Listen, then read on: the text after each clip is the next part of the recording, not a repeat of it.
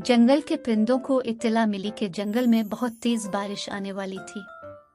तमाम परिंदे अपने लिए खुराक जमा कर रहे थे ताकि उनको बारिश के दिनों में किसी मुश्किल का सामना न करना पड़े।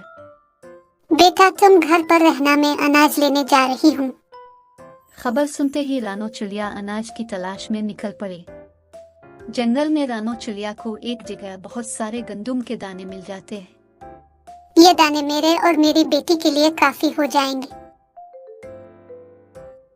रानो चिड़िया की बेटी गुड़िया इतने ढेर सारा अनाज देखकर माँ चिड़िया से पूछती है, माँ, आपने इतने सारे दाने क्यों जमा किए हैं? देखो बेटा, बारिश न जाने कब रुके, इसीलिए हमने पहले ही खुराक जमा कर ली है ताकि बारिश में परेशानी न हो। अगले ही दिन बारिश शुरू हो जाती है। रानो चिड़िया और उसकी बेटी अपने घर में बैठे बारिश का मजा ले रहे थे कि अचानक दरवाजे पर दस्तक हुई। रानो चिड़िया ने दरवाजा खोला तो बाहर गोरी कवि खड़ी थी। गोरी बहन, इतनी बारिश में मेरे घर खैर तो है? क्या बताऊं चिड़िया, मेरे घर में खाना नहीं है।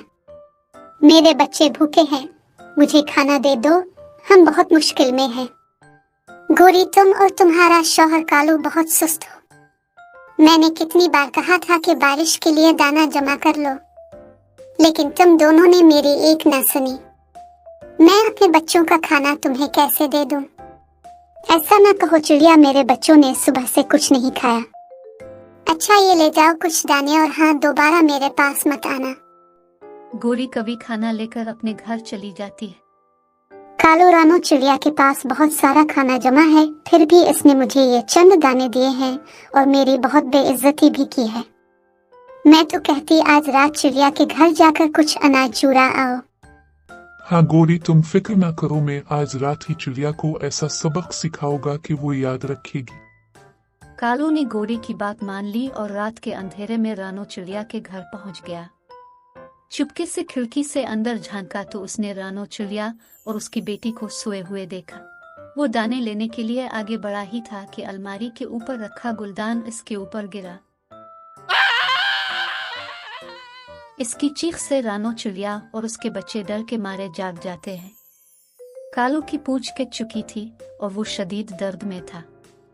इसने रानो चिड़िया से मुआफी मांगी और कहा, मुझे माफ कर दो चिड़िया, मैंने बहुत बड़ी गलती की है। रानो चिड़िया ने कालू की हालत देखकर उसे माफ कर दिया और कहा, तुमने बहुत गलत काम किया है कालू, तुम्हें मेरा अनाज चुराने की कोशिश नहीं करनी चाहिए थी। मुझे माफ कर दो चिड़िया, मैंने बहुत बड़ी गलती की है।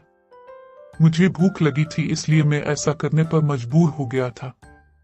आओ बच्चों, हम कालू को कुछ खाना दें। रानो चिड़िया ने कालू को कुछ दाने दिए और उसका जख्म साफ किया।